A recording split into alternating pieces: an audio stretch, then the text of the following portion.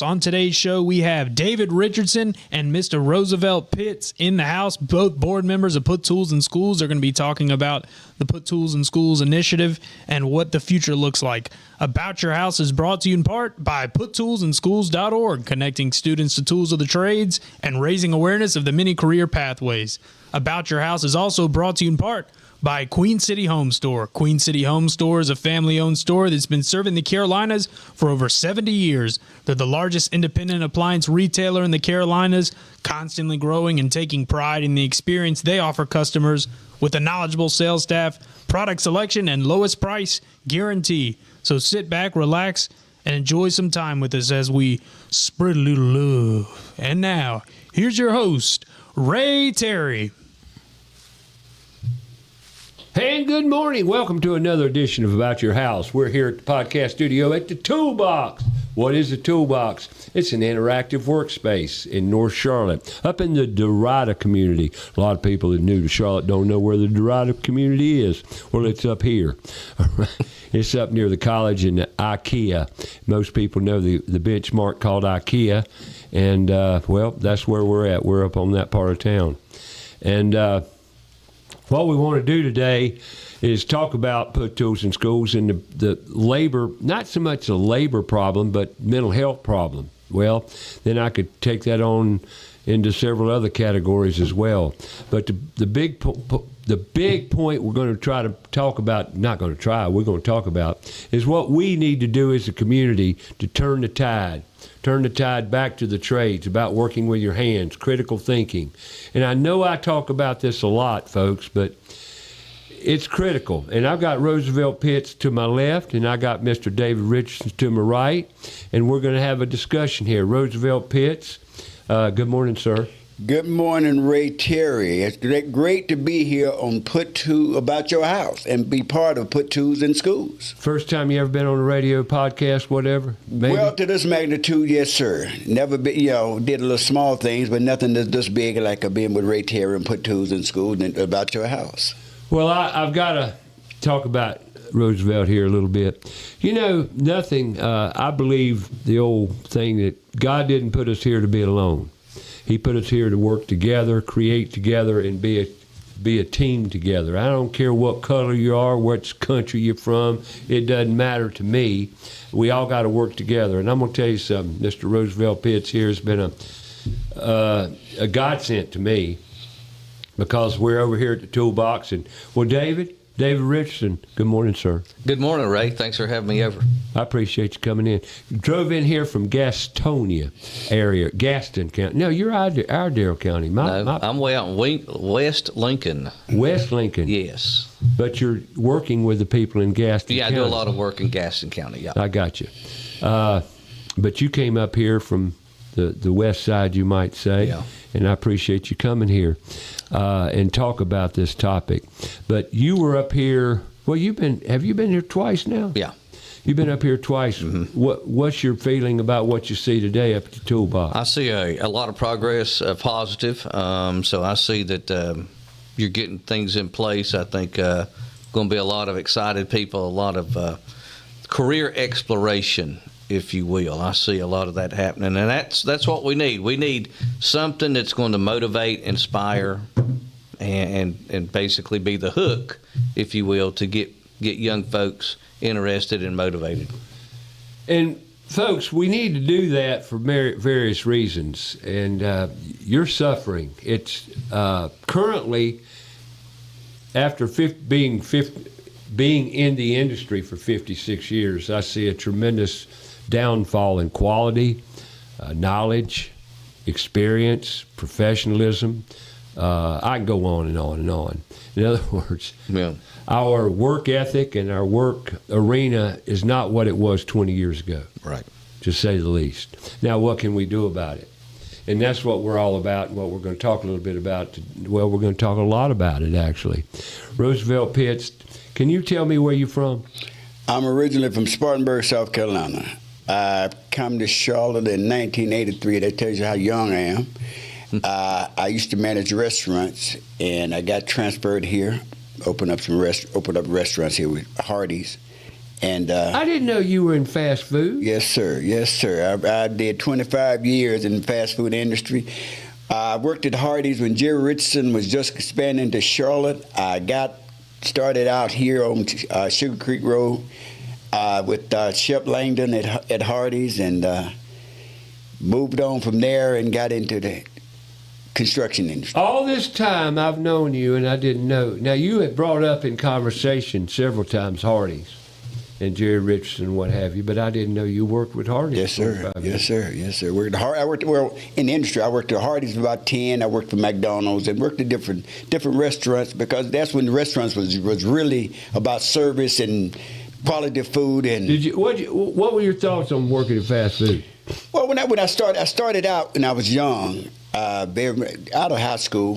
You know, I did a few jobs. So you started right out of high school. Yeah. Oh, you're a great example of fast food career pathway. Didn't work out too well, did it? No, it did. It did? Fast food worked out good. I mean, it's if you take fast food, working in, it's like a college, really. You're learning how food costs. You're learning how to do inventory, labor. You're learning how to deal with people. You're learning how to really run a business, because when you enter in a fast food industry or a restaurant, if something breaks, you got to learn how to fix it yourself, or you're going to lose all that money, because a lot of times that calling somebody else in to fix the plumbing or electrical or something like that cuts into your bottom line. Everything flows to the bottom line. You start learning about a P&L, and when that's your bonus is based on that, then you don't want anything to break. You want to make sure that your labor cost is down, your food cost is right, and you and everybody come through the door. They become, if you make them family, and that's what the industry and a lot of industry is missing now. They're leaving out the family part of the business. They feeling like the person that coming through the door or in your business owe you something instead of you owing them something. You got to give them good service, and that's what it was all about. Did you? So you enjoyed working? Oh yeah, man! I meeting the people, and most of all, man, met a lot of pretty You girls. are a people person. Ain't no doubt about it. You're a people person. And I love being around people, and that, there's a song, "People Make the World Go Round." You have to enjoy the conversation with people and learning about people, regardless of What's where the they're most from. important thing we do every day? We communicate every day. Every day we communicate. You got to talk to somebody, and I'm a talker, buddy. We talk. We teach that to the kids. We've been having work days, shop days, work days, call them what you want, every Saturday for the past 2-3 months. 2-3 months. And we've had some where nobody showed up. We've had some where 2 showed up. We've had up to 10, I think we've had. And the whole idea is to put tools in kids' hands. And I don't think a lot of people understand how ignorant we've become as a culture around tools and fixing things, repairing things. Mm-hmm. We're a replacement culture. Yeah. We just buy a new one. Right. We've lost the ability, actually, we've lost the intelligence to fix things, haven't we? Oh, yeah. We've been dumbed down. And I'm going to tell you the age bracket, too, because I think this needs to be, I think it needs to be discussed, or at least well known. If you're 50 years old, you have been dumbed down and younger.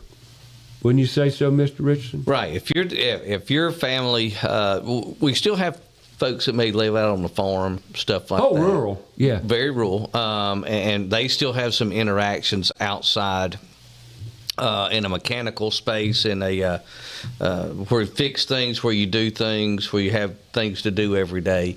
But if you don't live in one of those environments, then you really aren't exposed to those opportunities of learning outside the class.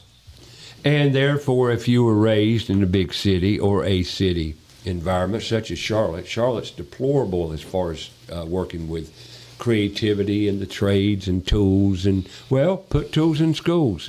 Kind of says the whole story, doesn't it? Right. Because kids, as we come in here on Saturday mornings, Roosevelt, tell our listeners what you've experienced coming over here on Saturday mornings. Well, coming here on Saturday morning. Or for any morning, any morning for that matter. We just had a meeting today with some other nonprofits that hopefully will set up some other days that youth can come in here and we can work with them. Well, we started out coming on Saturday, and I kind of fell into the love patch about put tools in school because it's about learning. It's about doing things that you always dreamed about, of using your hand, using your mind, putting things together, learning how things really go. And a lot of times people don't want you to touch the electrical socket or whatever. You might get shocked.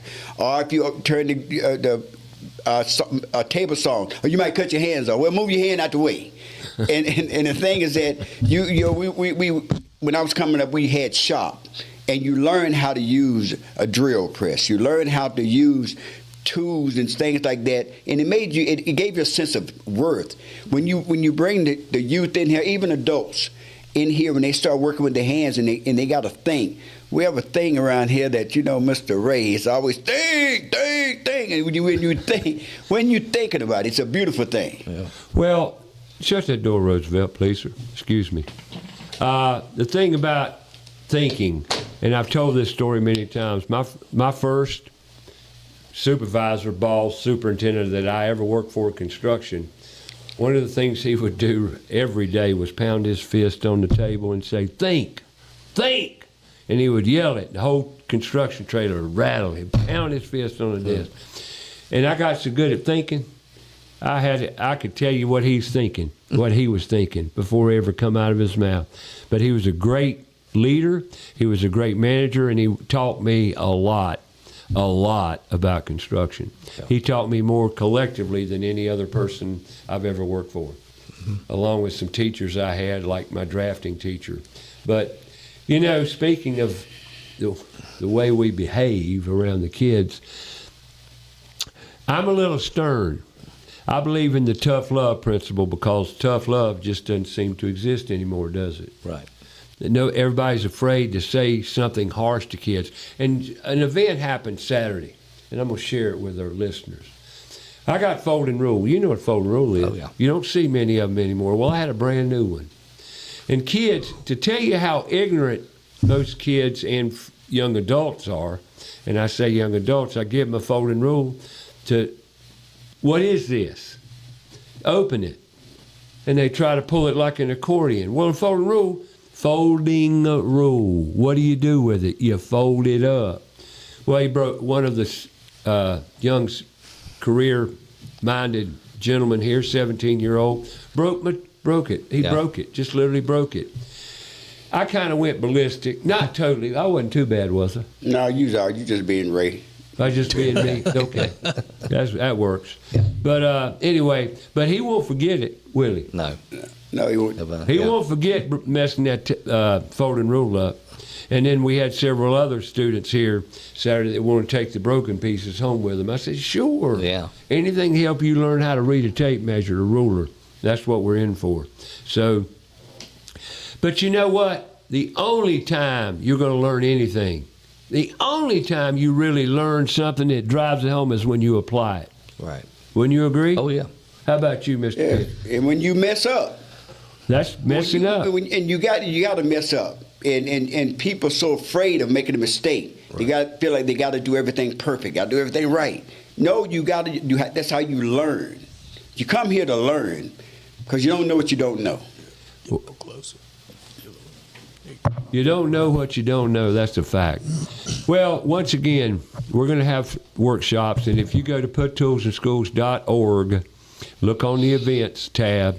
There's a calendar, and we're going to post all the events we're going to have here at the Toolbox. And we, like I said, we just had a meeting with several other nonprofits where we're going to collaborate, hopefully, and get more kids to come to the Toolbox for exposure to the tools. Right. We're not here to be to have a curriculum per se, and when you leave here, have a certificate. However, it's been mentioned to me. What's your thoughts on that, Dave? If kid comes over here and spends time, one of the primary things we should be doing in our schools is career exploration. What are you interested in doing? What are your abilities? And how do we let the kids understand what those are and start building on those? And it's from your interest and your abilities that will lead you into the future of what will be my career. Okay, are you good in math? Are you good in reading? Are you good with your hands? and those will lead you into careers. One of my questions to kids: do you like art? Yeah, because once you get tools in your hands, you become an artist. Mm-hmm. Right. You know. Mm-hmm. And David, how many years did you teach? 21. 21. Yeah. Until recently, just last year, right? Well, 2 years ago. Explain to people about why and how it all works. For example, Roosevelt told me one day, he says, "Ray, they don't want me talking to you."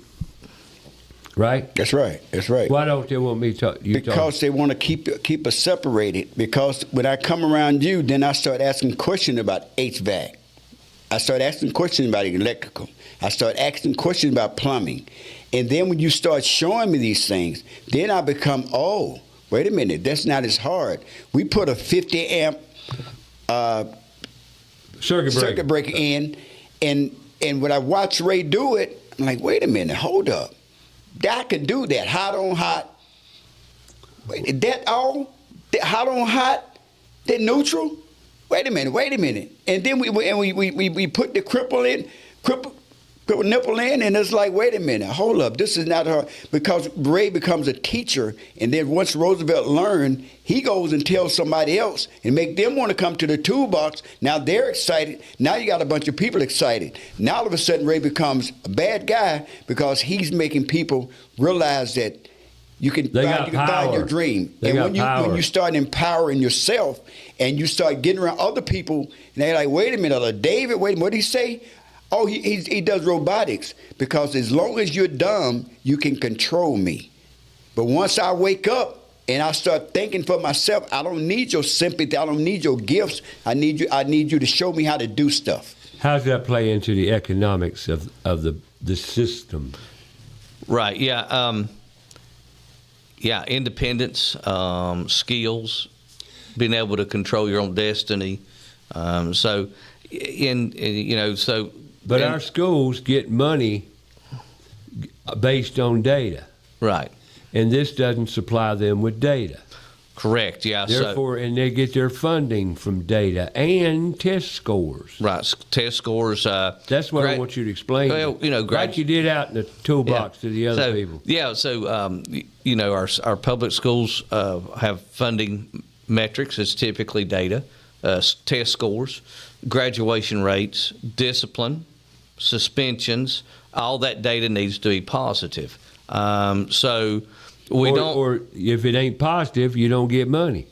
Well, you get questions, So if we move to skills-based or project-based learning models in our public schools, it takes time out of the day for standardized test preparation. Sitting at a desk, taking notes, and learning things that'll be on the standardized test.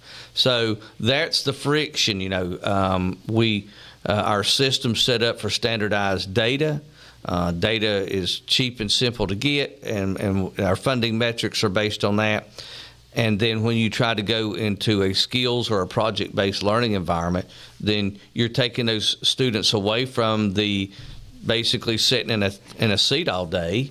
And that's where the educators are worried. Well, if I'm taking them out of the seat in a standardized class, then they're spending less time on task of learning the facts. It's going to be on the standardized test at the end of the year. All centered around testing. Mm-hmm. And that's the way our system works. So therefore, we can't change the system. Right, that's the friction. Right, so. Really the only way to get the change to happen is to change your funding metrics. So change the metrics away from data to the success of the student. And I don't think that we've become overeducated, don't you think? Yeah, and some cases, yeah. And most, to me, it's all complicated because I go to the schools like, how do you get people in the trades? It's real easy. It's just so simple. It's almost stupid simple. Mm-hmm. All you got to do is show them. Right. That's all you got to do. Mm-hmm. That's it. See it. But yet I've gone to these meetings, 6-hour meeting, back in February. Got a bunch of industry people in the room, nonprofits, and said, how can we cure this problem of the trade labor shortage? It's easy. But we're going to have a 6-hour meeting to talk about it. And then the people talking about, and I sound very critical, I know, and I don't mean to hurt anybody's feelings, but I'm tired of walking on my tippy toes like I'm on eggshells and I can't talk, about things. It's horrible. Right. But you can't, oh no, you don't talk about that. Right. So, and that goes back to, the two of the biggest words I'm hearing now in education, workforce development, is alignment and scale.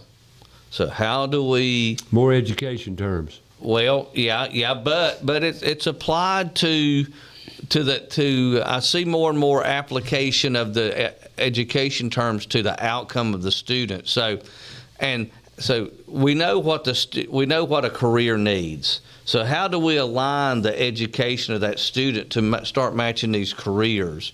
And that's very, very positive. Seeing a lot of change on the community college level. Needs to be some more. And then there's the scale. Everybody has finally woke up, just what you said. We need people in construction. We need people in transportation, healthcare, manufacturing. So how do we scale all this training, all this knowledge that we need in order to fulfill, 30,000 here, 50,000 welders over the next 10 years? Oh, my goodness. And that's the scale part. How do we scale that? That's a big thing that we're working on now. We have 58 community colleges in North Carolina, and those community colleges will not be able to educate everybody that we need in North Carolina.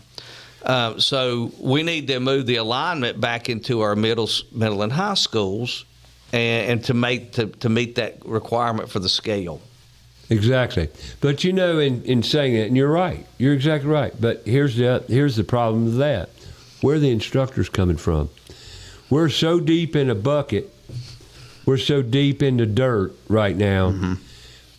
I don't know how we're going to recover. Right. Because right now, for example, when there's a Saturday event or any event here, and I bring, 10 kids in here, 20 kids, whatever, who's going to teach them?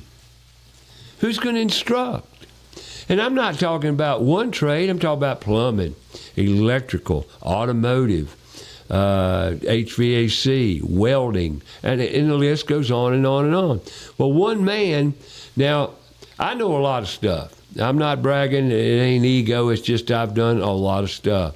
And I can teach a lot of stuff. But I'm one man. Mm-hmm. I'm one man. When you bring 10 to 20 kids in the door, one man can't teach that in the trades. This ain't no classroom. Right, and that's another issue that is going to affect scale. And big issue. Right. So not only how do we have the class sizes, but how do we have the teachers? And a lot of folks in education are used to having, today would be a Chromebook or a laptop, a pencil, a notebook, and maybe a textbook. But so basically you can, a standard test, a class rather, so math, history, English, you could just have a classroom with 30 desks. Okay, but if you're going to teach skills or project-based learning, then you've got to have a lab. Okay, you've got to have the equipment in place. We got it. Yeah, we got the lab. They're easy to come by. Yeah. To that point, keep talking. Right, but the education folks are just now getting on board with that. Oh, we have to have something more and bigger than just a standardized classroom. So we've got to have bigger spaces. We've got to have tools and equipment there, and of course the trained people that can teach those things. So all of those are challenges to scale. So having a person that can teach the trade, having an area where the trade can be taught, okay? And so those are some things that we're going to have to address as we go to scale these trades programs. So if I'm going to put more mechatronics, more robotics, obviously I'm going to need big spaces with machines and equipment and tools. If I'm going to teach HVAC Or if I'm going to teach plumbing, then I need to have a big space. I need tools. I need this work. So those are some future challenges that we're going to also see as scale. Something else, we shouldn't be teaching anything in a community college that we can teach in high school. So we need to bring those successful models back to our high schools and our middle schools. And then our community colleges teach the advanced parts of that. So in most cases, 60% of the particular 2-year program could be taught at your high schools, and then your community colleges just fill in the top level stuff. Pivot. What's a skill pivot? What's a pivot? So that's when you change careers. Right. How do we address pivots? And there's a lot of pivoting going on right now. How do we address that? Upskill. What's upskill? So I've got a fundamental or an introductory base. Then how am I going to upskill that to project management? I got you. Okay. These are all great questions that we need to address in this initiative. Right. But to me, speaking to you from an education point of view, Roosevelt, you've been around the world a time or two. What's the number one problem I see is industry, getting industry to step up. What's your feelings on that? Well, but before you do, we're going to talk about that in a minute. I got to talk about my sponsors here a little bit. Speaking of Rhino Lift Foundation Solutions, Rhino Lift Foundation Solutions, what do? Well, they're licensed general contractor in North and South Carolina. They go from the sand to the Rocky Hills of North Carolina. So if you've got a foundation problem in the mountains, at the beach, Rhino Lift Foundation Solutions, your go-to answer resource for any problems you may have. Be it foundation cracking, settlement, crawl space issues, water intrusion, whatever the case may be. Give Rhino Lift Foundation Solutions a call. Set up your free consultation. They'll come out, give you answers and solutions. Engineers on staff to make it done right the first time. That's rhinoliftfoundations.com. And let's talk about the crawl space. Not every house, you got slabs, you got crawl space. What do you think's better, a crawl space or a slab, Dave? What's your opinion on that? Well, I like the slab until you have to fix something under the slab. There you go. So, but if you have crawl space or slab, doesn't matter what you got pests, be it ants, be it termites. Yeah, just because you got a slab doesn't mean you won't have termites. You need to have that house inspected just as much as a crawl space house. Kilo Exterminating, been on the scene in Charlotte since 1939, 3 generations old. That's right, 3 generations in one family. Kilo Exterminating, a great source for pest control. Be it whatever the case may be, give them a call. Go online, kilo.biz. That's kilo.biz. Now that we're in the hot, humid, dog days of summer, so they say, those crawl spaces need to be inspected for moisture, wood-destroying insects, critters, whatever the case may be. Kilo Exterminating, Kilo Pest Control, Kilo.biz. You got it? That's Kilo. Now let's go to ABS Insulating. They were on the show here a few weeks ago, bringing great information on the summer months ahead, how to make that air conditioner more comfortable, more efficient, less energy bills. Air conditioning. You don't fight temperature, folks, you fight humidity. A good balanced system will make that system a lot more efficient, a lot lower power bills, and most of all, a lot cooler and comfortable. Eliminate the humidity, you'll establish more greater comfort. And why do I bring all that up? Sounds like I'm advertising for a heating and air conditioning company. Well, I'm not. I'm talking about your building envelope, ABS Insulating. That's what they specialize in, insulating and air sealing homes. Also, they've got a gutter division. If you've got gutter issues, ABS Insulating. That's 821-4343, 704-821-4343. That's ABS Insulation. Once again, family owned for many, many years, rooted right here in the Carolinas. That's absinsulating.com. Today's show, we're talking about put tools in schools, our solution to the trade labor issue. But my My whole mission here is to affect lives, change lives, affect career pathways, change lives, change whole families. What's your thoughts on that, Roosevelt? One of the things that we have to do is we have to put tools in schools mandatory. We have to make the trades mandatory. And we have to talk about it more. We have to talk about it. You know, you got people that have been incarcerated. You have got people that really that want to learn about tools. But we put this fear factor out there, and we downplay. There was a time where everybody had to go to college, go to college, go to college, go to college. But when you go to college, what are you going to learn? I mean, if they're forcing you to go to college, you're getting $300,000 worth of debt. When you come out of college, you dumb down a box of rocks because you can't find a job. And the thing is that you go to college and you go to get a job at Walmart, but you got a 4-year degree. Mm-hmm. But now they're hounding you about paying back the debt. But if you learn how to get a trade, you can take it anywhere around the world. And people say, well, we need affordable housing. No, we don't. You pay me enough money to give me a trade, I can build my own house. Mm-hmm. And that's the thing.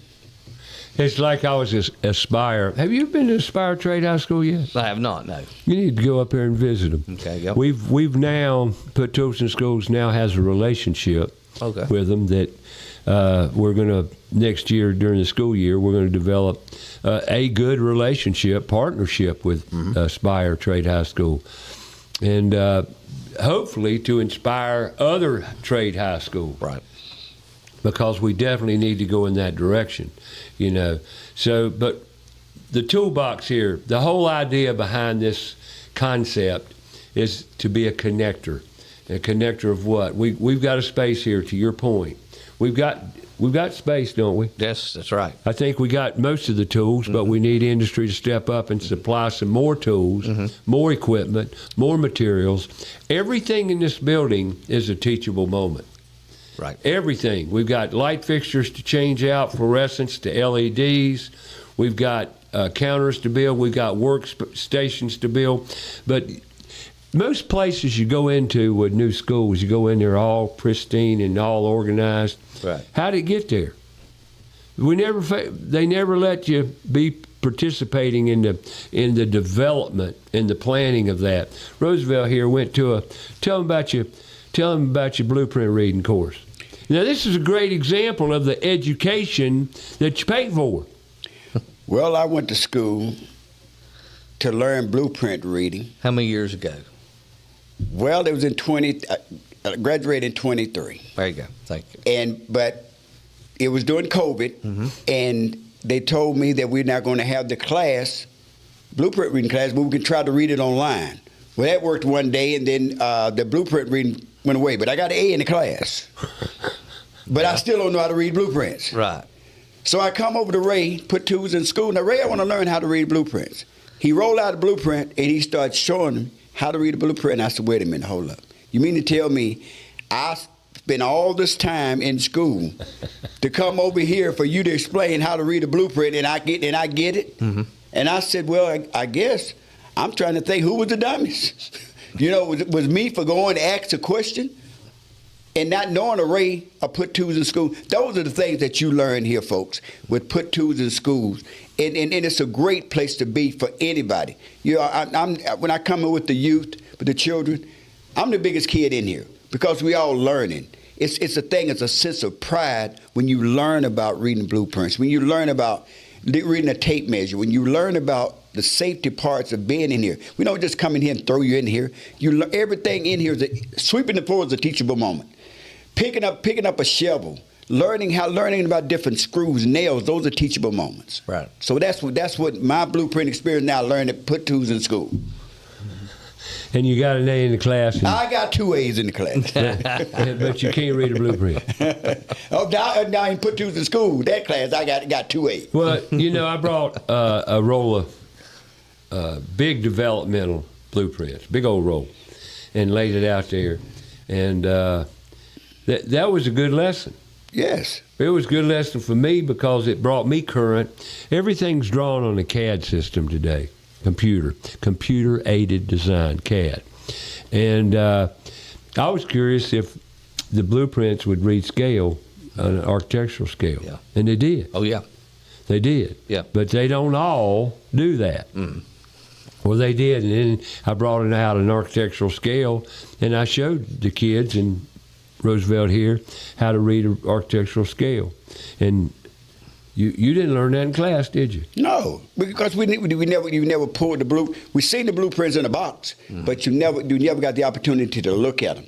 And the thing is that they make things so difficult. It's hard to read this, and a person that never read a blueprint, when they show you CAD, it's like a foreign language. You don't know what you're looking at. Right. I mean, and you can't learn CAD in 2 or 3 weeks or 3 weeks, whatever. Oh, no. And they expect you to learn that, and they make you feel slow if you don't catch on quick. Mm-hmm. And that's the thing where when you apply, everybody say knowledge is power.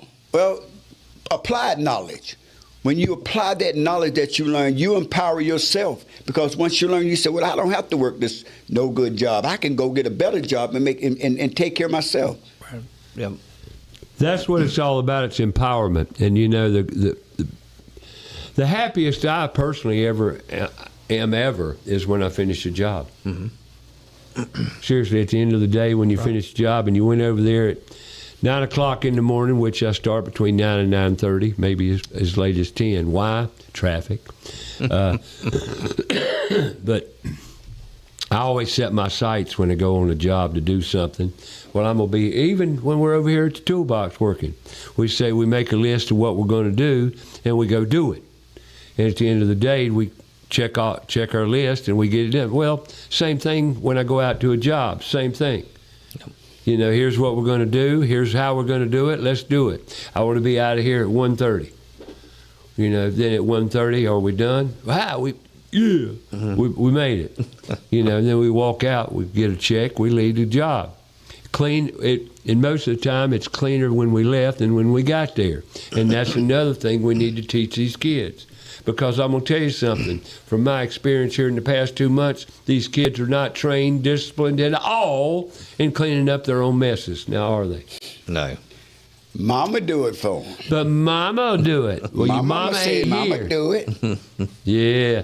And I got to tell this story, and y'all can say what you want, and I don't even care. Had a mother come in here one Saturday morning with 2 twins, 2 little boys.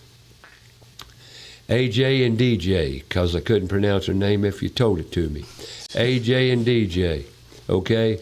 AJ and DJ, first thing, I didn't know they could talk. Why? Because every time I looked at one and asked them a question, Mama did the answering. Remember? First time she come in here? Yep. Her name is Angie.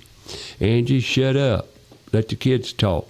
And that's kind of almost came out of my mouth, but I was nice that day. I didn't tell her. But I kept looking at a child, asking him a question, and Mama would talk. I'm not talking to you, woman. Yeah. What is it about people like that?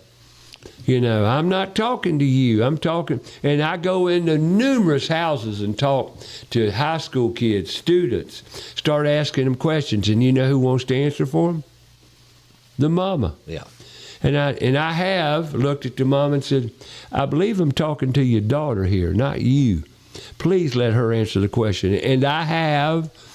Now, I bring this up because, and I got to tell this story here. This is a very important career pathway story for this young gentleman. And I'm going to share this with them at a meeting tomorrow. A gentleman heard me on the radio, heard me on the show many, many Saturdays doing what I'm doing right now, discuss this labor issue and talk about career days and trade career days. And he heard of one that we were having over at Queens Grand High School. He called me, emailed me, and asked me if he could attend. I said, absolutely. Who is he? My son, Matthew. I said, fine, bring him on down. Well, he did. And I met Matthew. Didn't talk much, but Daddy sure talked a lot. And Daddy was with him, and that's fine. And the first time I spoke to Dad, I called because I don't do texting when there requires conversation, and I don't think most people should either.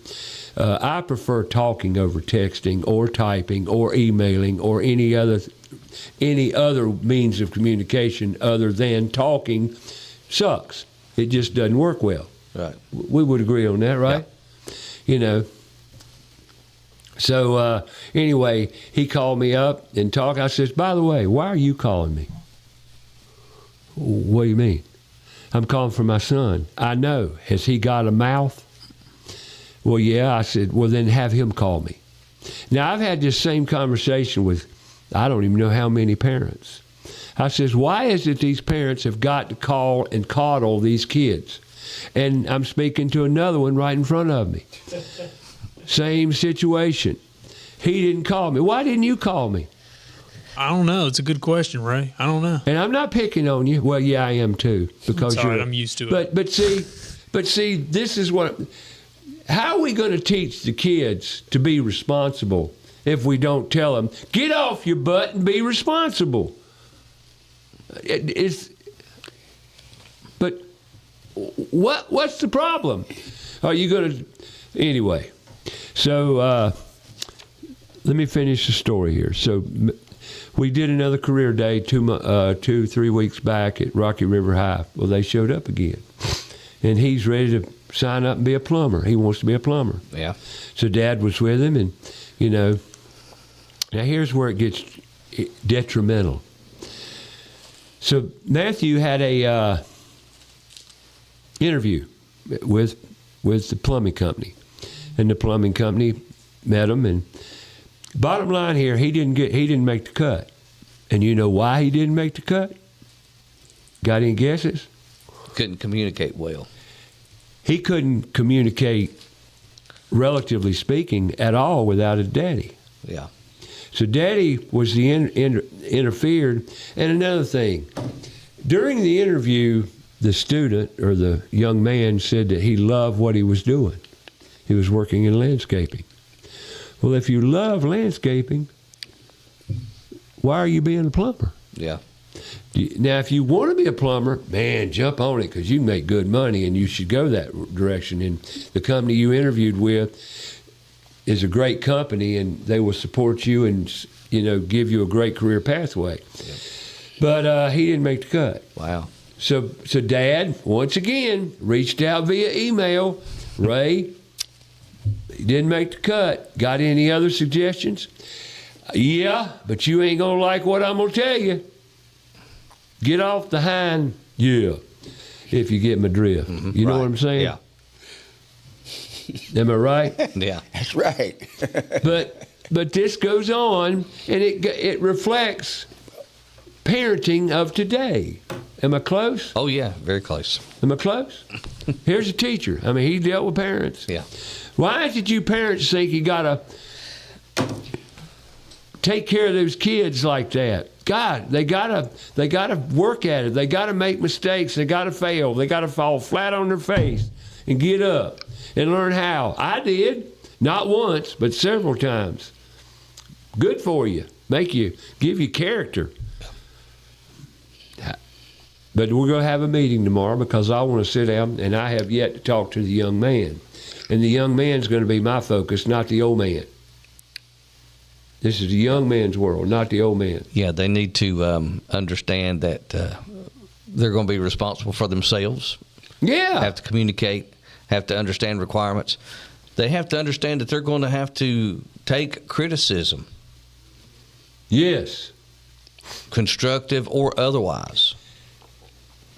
Yeah, and there's one, I got to be, and here I'm sitting thinking of how to word something so I won't be harsh, why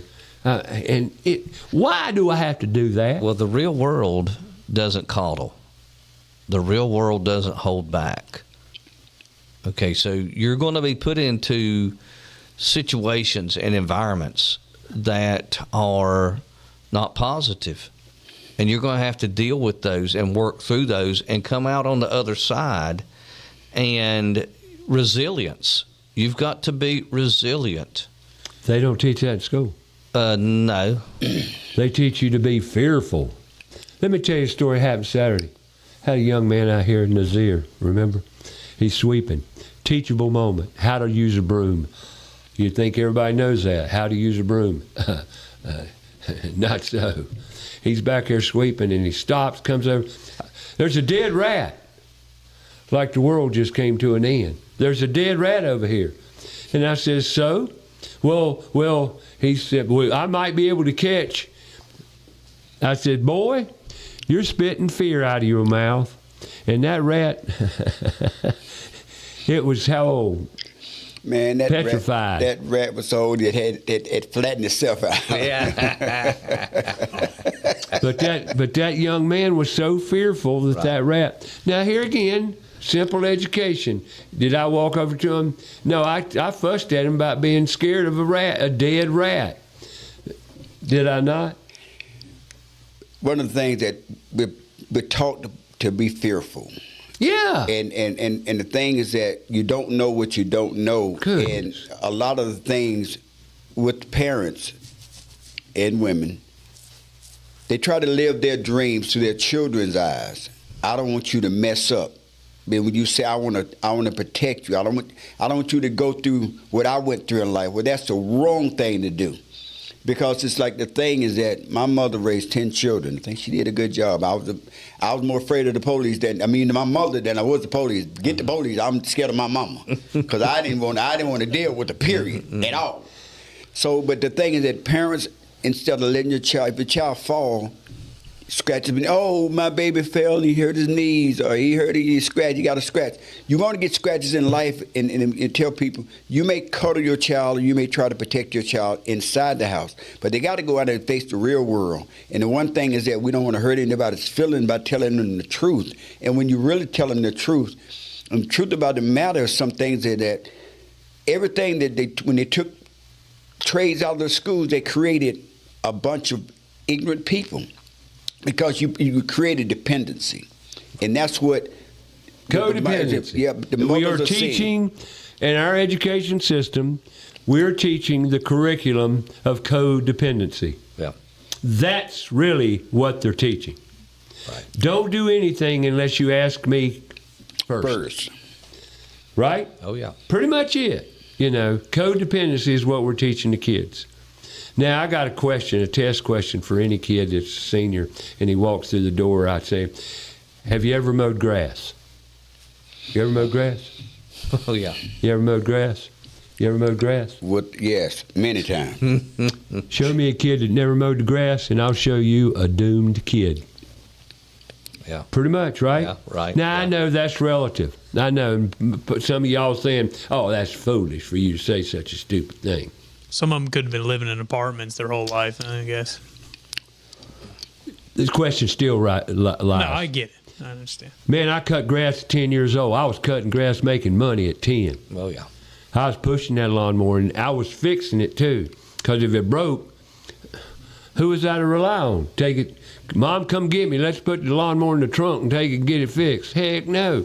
To this very day, I can fix the lawnmower in about 30 minutes. Oh, yeah. Right. Unless I broke the crank or something like that. And I've done that once or twice.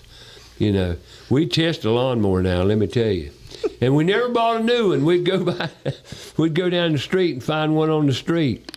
Like right now, summer started. You won't believe how many lawnmowers are thrown away because they won't crank. And you can fix that in about less than 30 minutes. We got a class coming up here at the toolbox. It's called small engine repair. Mm-hmm. That's right. I got a lawnmower out there. We're going to fix it. And it'll take less than an hour. But now it'll take more than that because I have to explain the works of the carburetor, which we're going to take off the lawnmower and fix. Clean out the jets and clean out the bowl float chamber because all it is old gas gummed up. Right. That's all it is. Mm-hmm. Take a little lacquer thinner, clean that puppy up, good as new. It works. Now, how many kids know that? None. It's like bicycles. Do you ever own a new bicycle? Maybe one. How about you? You ever own a new bicycle? No, I didn't like bicycles. I had one new bicycle. I was in the second grade. Mm-hmm. And from that point forward, old bicycles, remodeled bicycles, rebuilt bicycles. We'd take 3 bicycles and make 1 bicycle. You ever done that? Look, We're going to have a bicycle class here at the Toolbox. And that's a beautiful thing. Oh, yeah. Understand that concept. Right. Yeah. Put a wrench in their hand. There's a lot of kids never held a wrench in their darn hand. Yep. Don't even know what a wrench is. Right. It's amazing. Mm-hmm. I'm telling you. Well, let me talk about Floor Coverings International of Southeast Charlotte. That's Floor Coverings International of Southeast Charlotte. Great company, great service, great products, super professionalism, and they bring the showroom to you. You don't have to worry about getting in your car and traipsing over to a building somewhere when they'll bring it to you. That's Floor Coverings International, Southeast Charlotte. And don't let that name fool you. They're not relegated to just one area like Southeast Charlotte. No. They'll come up and see old Dave up in Iredell County. Mm-hmm. They'll go Gaston County. They go to York, Indian Land. It doesn't matter. Rowan County. It doesn't matter where you live. They'll bring it to you. That's Floor Coverings International, Southeast Charlotte. Go online. Check them out. Yourflooringteam.com.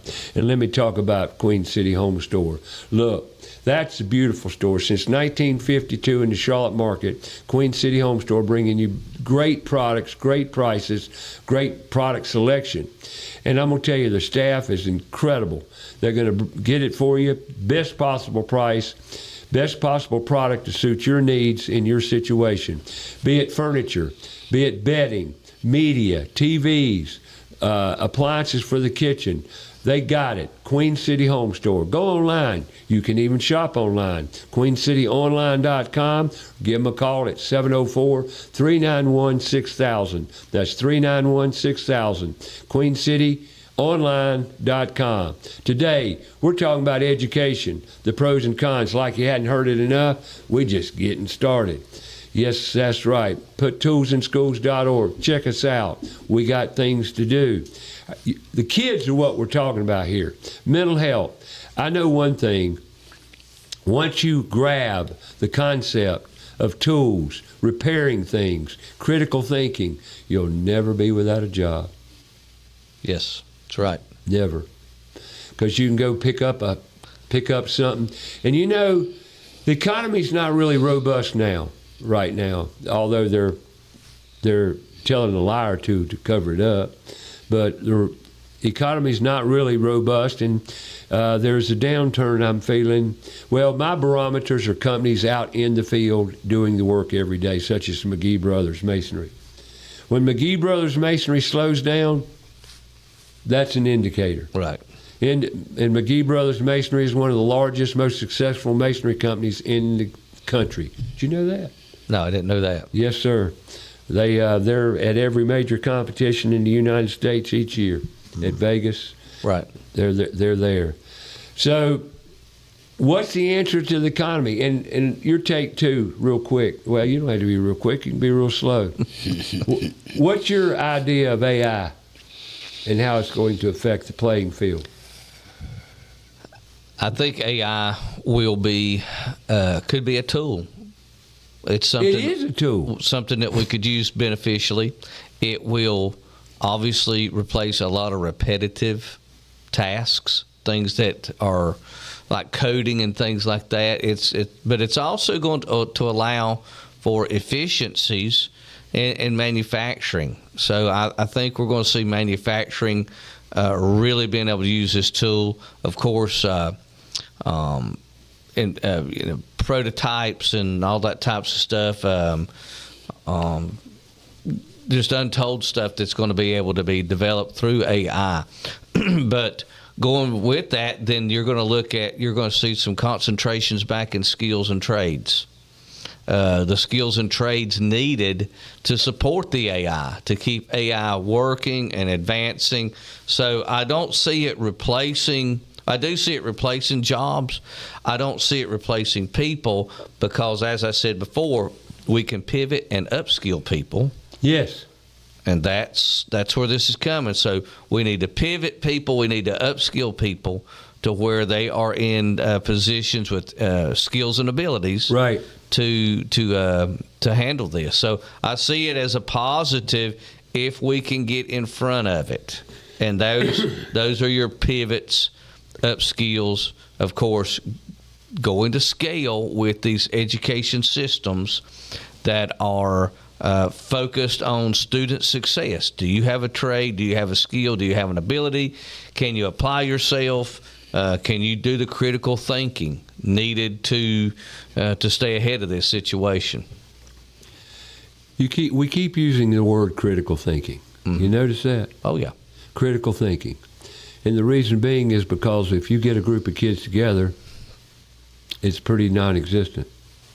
They're looking, you ask them a question, their response now is their smartphones, more than not. Right. And therefore, why are these in the classroom? If we can't get kids to think, then how in the world do you get them to move? Right. I mean, this right here has been detrimental, and you've heard a recent report that the cognitive intelligence of a child today is worse than it's ever been. Right. Never been this dumb. And that just used the right word, right? Right. Well, but there's fundamental skill sets that we can develop. So good Lord, we all got them. Yeah, but going back to something as simple as memorizing your multiplication tables. So, yeah, that's something you can definitely look up on your smartphone instantly. So I don't really want necessarily answer of 5 times 7. I want you to be able to develop the thought process to get there correctly. Yes. Okay, and that's a fundamental thought process. How do I build on that? Okay, well, algebra and physics and geometry all build on those basic concepts of how do I put these things together, how do I analyze them and understand them, and come up with a thought product that I need. So, yeah, we can just have their smartphones tell us this stuff, but we need to develop the thinking capability, the critical thinking, if you will, to put things together and to come up with new stuff. So we're not saving anybody or doing anybody any favors by just saying, well, just look your multiplication table up on your smartphone. Now, I need that thought process, and I need that fundamental thought process there so I can start building on top of it. Gotcha. Application is the way we learn. Roosevelt, you like math? Yes, and math makes you think. It makes you got to be a critical. You got to solve problems. You got to be able to, even if you don't. Everybody say I'm not good at math. Why don't you just try everything that you're not good at? Just try to be better at it, and don't be afraid to fail. Don't be afraid to ask questions. We're so used to not asking questions because we're afraid of somebody going to think less of us. Somebody think more of you when you ask a question and you learn. I mean, I come in here, I don't have the stuff. I've never touched the scene before in my life, but I ask a whole lot of questions. I take notes, and if I come in here and if I forget something, I'm going to call him or he'll call me. Because we have to do things where we got to talk about. How was your day? How was this Saturday? When I asked the youth, how did you like it? Did you learn anything? But nobody wants to talk. If you didn't learn anything, why didn't you learn anything? What can we do to make things better? Don't tell me. I'm not that get along just to come along. That's just Roosevelt House and everything's good. No. If I don't learn something, then I don't want to come back. I come here not because somebody make me come. When the children, there's a young man I pick up every Saturday. I said, we have to RSVP. We have to go online, and you have to register. If you don't go online and register, then call me. I'm not coming to your house because I'm wasting my time. Right. You got to let me know that you want to be here. And Uncle Ray is a good example. Hey, look, we got to know how many people that's coming here because we want to feed you. If we got 20 people and nobody registered, then, hey, we're wasting money. Mm-hmm. And we're about to wrap this hour up, and we need support here at the Toolbox for feeding kids lunch, supporting them, giving them what they need. We're also teaching basic cooking here at the Toolbox. That's every week. We've got something going on depending on which day. Go to puttoolsinschools.org. We're about up with hour number 1 here. We're going to take a short break. We'll be back with hour number 2. More About Your House coming your way. My guest today is David Richardson, a retired teacher, educator, not educrat. He's an educator. There's a difference. We'll explain it next hour. Tune in. We'll bring you up to date on that. And also Roosevelt Pitts, another great addition to the Toolbox, and the staff up here doing great work, and we certainly appreciate it. So tune in. Next hour, we're going to talk about more put tools in schools and what we can make a difference. Tune in. We'll be right back.